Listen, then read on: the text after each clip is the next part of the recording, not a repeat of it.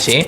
그래서 얘는 이제 부정방정식은 원래는 중딩에 내면 안 되는데 문제에서 가끔 반칙으로 내는 개념 중에 하나고, 수능에서는 약간 4점짜리나 여러분들 흔히 들어보면 킬러 문제 같은 데서 얘를 모르면 좀 틀리게끔 간접 개념을 좀 많이 내요. 그래서 이건 좀 풀기는 쉬운데, 자, 얘의 특징이 뭐냐면, 자, 잘 보세요. 이 정자가 정할 정자거든? 뭘 정하다 할 때 그 정자야. 내 이름을 정하다. 뭐지? 아니면 순서를 정하다 할 때 그 정자예요. 이 부자는 아니 부자야. 그러니까 이게 정하지 못한다는 뜻이거든요. 그러니까 이게 방정식이 정하지를 못해. 여러분, 방정식이라는 결국에는 아까도 얘기했듯이 x축과 만나는 교점, 즉 근을 찾는 행위를 얘기하는 거니까 근을 정할 수가 없다.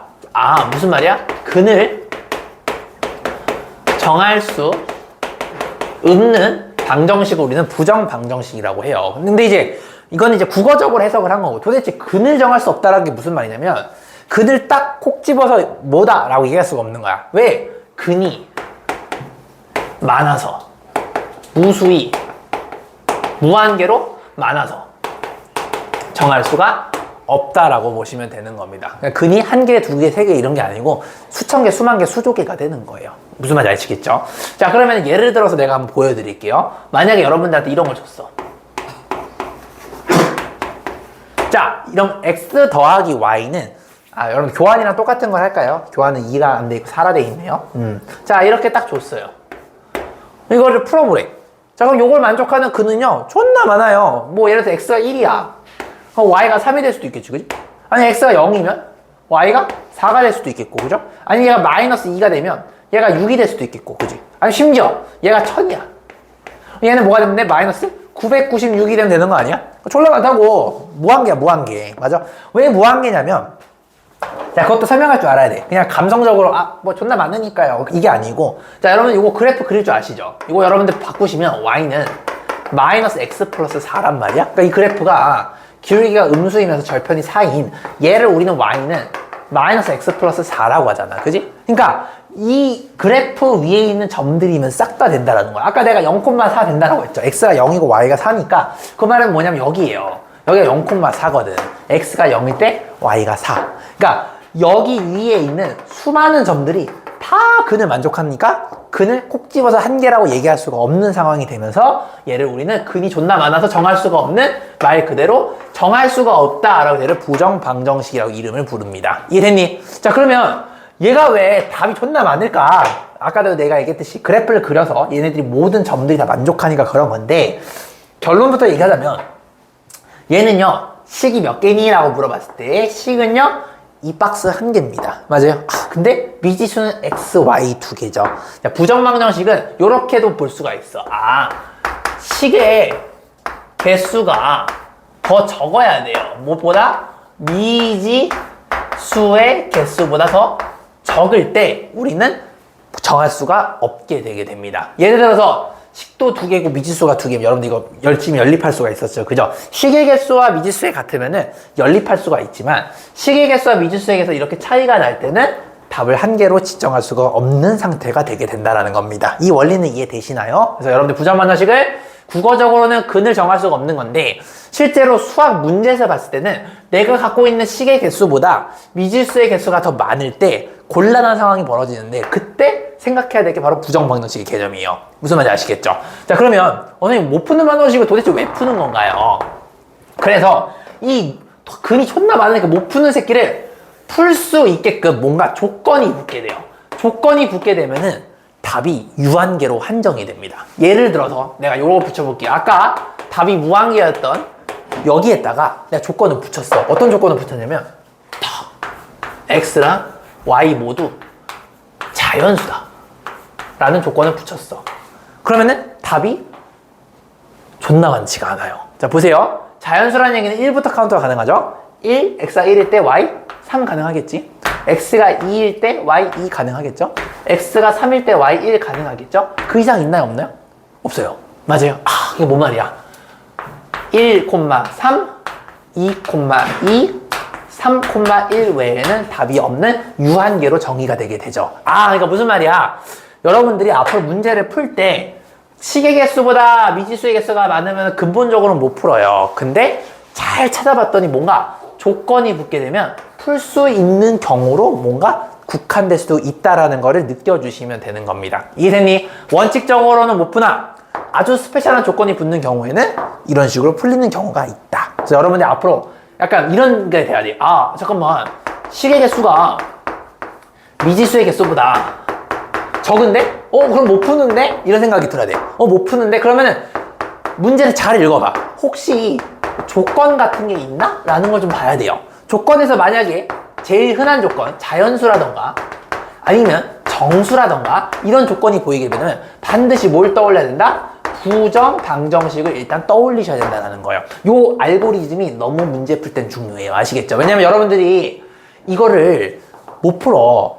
부정방정식을 써야 된다는 걸 캐치를 못해서 못 풀게 돼요. 아무도 고3 중에 부정방정식을 풀 줄 모르는 새끼는 없어요. 근데 문제 풀 때 얘가 부정방정식이라는 걸 캐치를 못해서 못 푸는 거예요. 아시겠죠? 그래서 알고리즘적으로 요게 중요한 거고, 개념적으로는 요거와 요거를 못 푸는 거를 풀 수 있게끔 조건이 붙게 되면 된다라는 거. 그 컨셉을 정리해 주시면 되겠습니다. 여러분들 좌측 하단에 공간 많죠? 여기 교환했다가 요거랑 요거를 비교해가지고 정리해 주시면 되겠습니다. 요거를 우리는 부정방정식을 한다. 여러분들 개념 강의에 부정방정식의 정의와 풀지 못하는 것을 어떤 건 조건이 붙었을 때 풀 수 있다라는 것을 설명하는 영상을 가볍게 찍어주시면 되겠습니다. 됐어요? 자, 정리 한 2분 정도 드릴 테니까 여러분들 나름대로 여러분들 스타일대로 정리 한번 해보세요.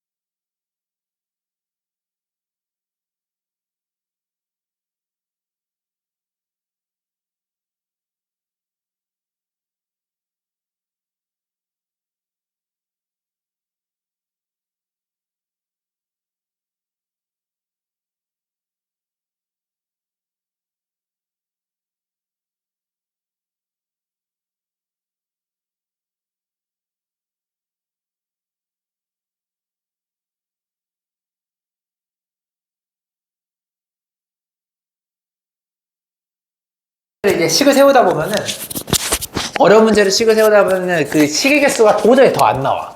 미지수가 더 많은데.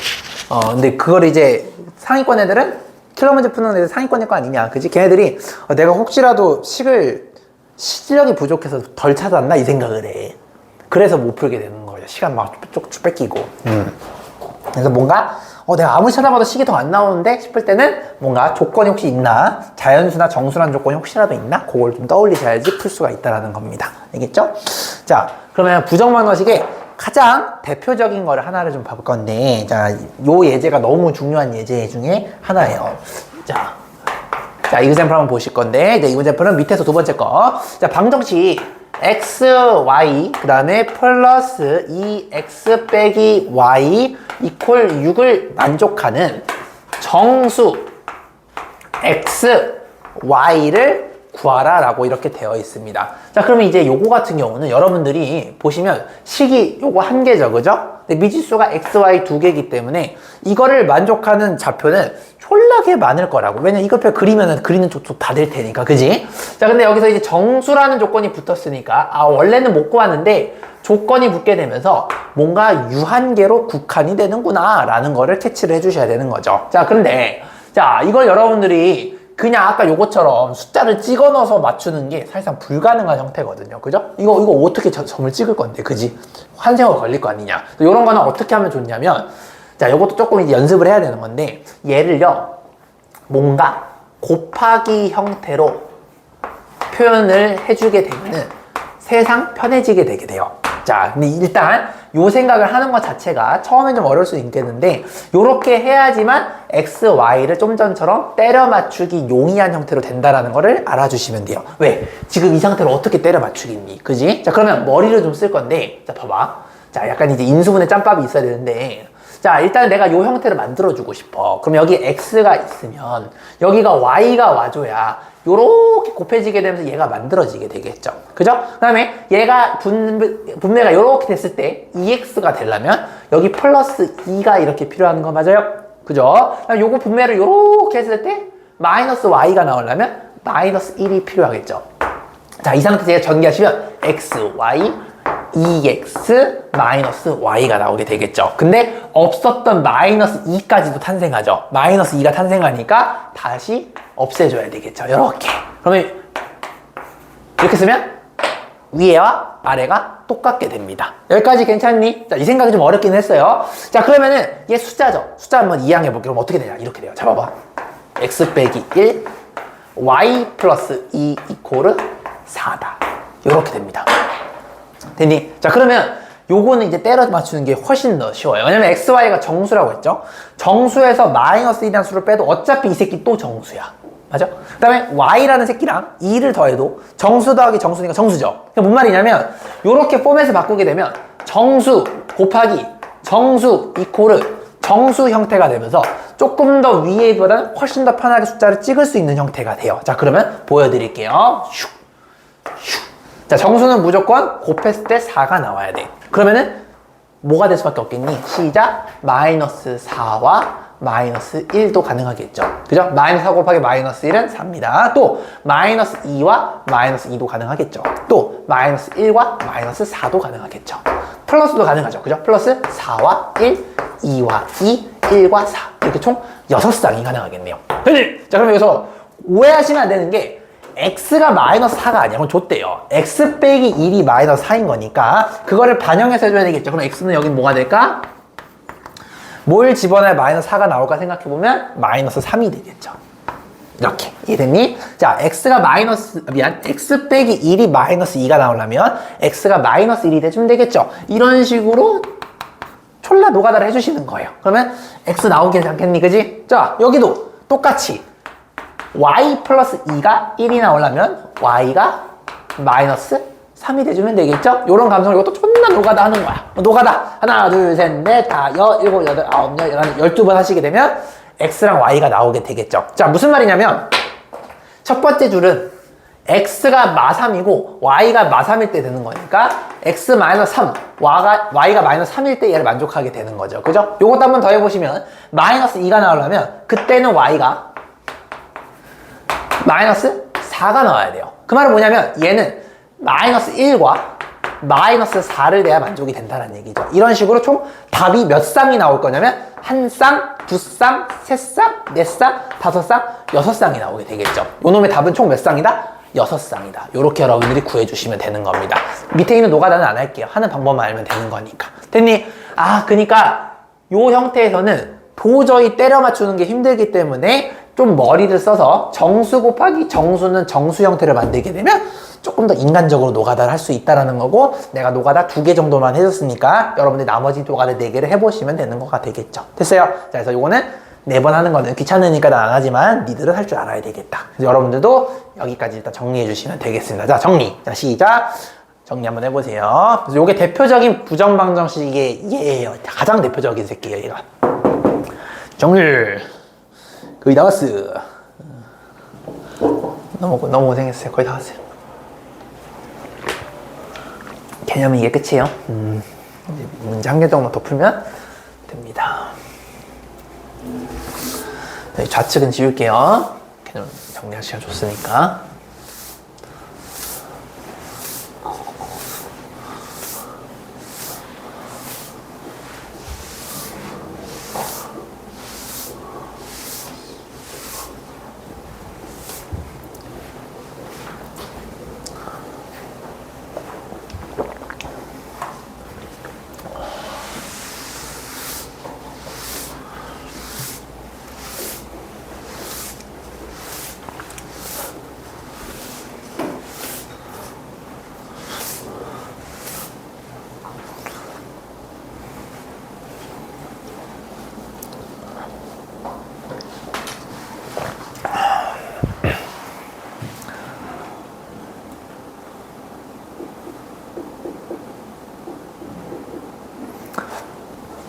서현이 괜찮아요?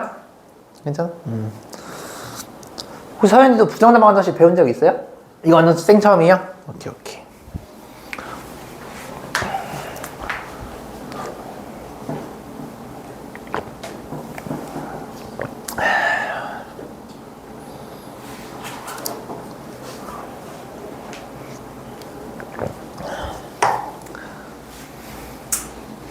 그냥 이거 계산까지 안 하셔도 되니까 그냥 푸는 방법만 정리하시면 되겠죠? 푸는 방법만. 자, 이제 마지막 예제 하고 그다음에 거의 이제 마칠 것 같은데 오늘 마지막 예제인데, 자, 얘가 이제 만약에 수능에 나오게 되면 고3 1등급이 친구들, 재수생 친구들도 진짜 많이 틀린 형태의 문제가 돼요. 그러니까 여러분들 지금 요 단원이 부정방정식이니까 이 새끼가 부정방정식이겠거니 하니까 이게 풀리는 거고, 얘가 그냥 생 수능으로 딱 너면 고3 때 나왔을 때는 이게 부정방정식인지도 몰라요. 자, 봐봐. 요거를 만족하는 걸 찾으래요. 자, 그러면 미지수가 XY 두 개죠? 식이 한 개죠? 그럼 답 존나 많을 거라고. 무슨 말인지 알겠니? 근데 조건이 자연수 정수가 아니고 딸랑 실수라는 조건이 붙었어. 자, 근데 잘 들어봐. 이 실수라는 조건이 존나 위험한 조건이야. 왜냐면 가장 흔한 조건이야. 여러분이 문제 풀다 보면은 유리수, 무리수, 뭐 정수, 자연수 이거보다 실수의 XY가 졸라 많이 나와요. 얘는 흔하디 흔한 조건이거든. 그러니까 이걸 여러분들이 스페셜한 조건이라고 생각을 하지 않을 가능성이 굉장히 높아. 왜? 얘는 너무 정말 문제 풀다 보면 진짜 거의 수천 번 볼 수 있는 조건이거든. 맞니? 정말 흔하지, 그지? 근데 딸랑식이 한 개, 미지수 두 개인데 흔하디 흔한 조건은 실수가 붙었어. 그럼 원칙적으로 못 풀잖아요. 그죠? 근데 잘 생각해보면 우리가 되게 재밌게 배웠던 게 뭐였냐면, 실수의 특징이 하나가 뭐냐면, 실수를 항상 똑같은 수를 제곱하시게 되면 항상 이 새끼는 음수든 양수든 0보다 크거나 같게 돼요. 이거 기억나니 얘들아? 그지? 똑같은 수를 똑같이 두 번 곱하게 되면 양수를 두 번 곱해도 양수, 음수를 두 번 곱해도 양수, 유일하게 0을 두 번 곱하게 되면 0이 되죠. 그죠? 그럼 여러분들이 얘를 잠깐 떠올리게 되면은 이걸 바라보시는 눈이 조금 바뀌게 돼요. 자, 잘 보세요. 중학교 때 약간 완전제곱식 배우는 그 짬밥 기억나니? 자, 나는 요거와 요걸 가지고 완전제곱식을 좀 만들어 볼 거야. 요렇게. 요 동작법 이해되시니 얘들아? 그러면 없었던 1이 탄생하겠죠. 그 1을 죽여버려. 그러면은 요거가 요렇게 되는 거 맞아요? 자, 그 다음에 같은 원리로, 자, 이건 내가 핑크색으로 해볼게요. 요 놈과 요 놈을 보시게 되면 얘도 비슷한 감성이 되겠죠. 어떻게? 와, 마, 이의 제곱을 해주시게 되면 얘랑 얘랑이 탄생하는데 없었던 4가 탄생하죠. 그 새끼를 빼주면 핑크색이 완료가 되겠죠. 자, 거기다가 까먹지 말고 마지막 상수 5만 이렇게 붙여주시면 똑같게 되겠네요. 자, 여기까지 괜찮으십니까? 자, 그럼 무슨 일이 벌어지냐면 마술같이 이렇게 돼요.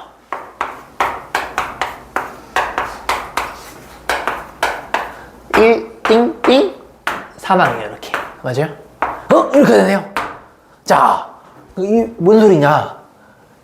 XY가 실수랬죠? 실수에서 1을 빼도 실수야. 실수의 제곱. 맞아요? 실수 Y에서 2를 빼도 얘도 스틸 실수야. 맞니? 두 실수의 제곱을 더했더니 0이 된대. 그러니까 실수 제곱은 항상 양수잖아. 그지? 그렇기 때문에 얘가 0이 되고 얘가 0이 되는 거 외에는 답이 있을 수가 없어요. 그래서 얘가 0이 되는 X는 1과, 그죠? 얘가 0이 되는 Y는 2. 단순히 요거 외에는 답이 존재하지 않는다라는 겁니다. 무슨 말인지 알겠습니까? 이게 무슨 말이냐? 여러분이 이 그래프 그릴지 모르겠지만 이 그래프를 만약에 그리시게 되면 이거 X축이겠죠? X축과의 교점이 딸랑 한 개만 나오는데 그 한 개가 1과 2가 된다 라고 보시면 되겠어요. 이거 X축이 아니구나. 이건 X축이 아닌데 이거 여러분이 어쨌든 연립방정식을 풀었을 때 답이 한 개만 나오는데 1과 2가 나온다. 이렇게 정리가 되시면 되겠습니다. 자, 그래서 얘는 좀 너무 트릭했던 게 뭐냐면 너무 흔하디 흔한 조건이라 가지고 여러분들이 요거를 어떻게 풀까를 망각할 수 있다라는 거예요. 그렇죠. 왜냐면 자연수랑 정수는 좀 스페셜한 조건이라서 이 새끼는 여러분들도 조금 나오면은 좀 긴장을 하거든. 근데 실수라는 조건은 여러분들이 긴장을 잘 안 해요. 실수의 가장 큰 특징, 똑같은 걸 두 번 곱했을 때 항상 0보다 크거나 같다. 요게 조금 떠올라야 됐던 겁니다. 이해되셨습니까? 유일하게 답이 한 개밖에 없었던 거야. 존나 많을 거라고 기대를 했지만 해보니까 한 개밖에 없는 겁니다. 됐어요? 자, 정리. 자, 이거 정리하시면 되겠습니다. 오케이. 오늘 개념이나 그다음에 교환은 여기서 이제 마치도록 하고 그다음에 조금 뒤에 이어서 조금 연습 한두 개만 더 해볼게요. 자, 정리.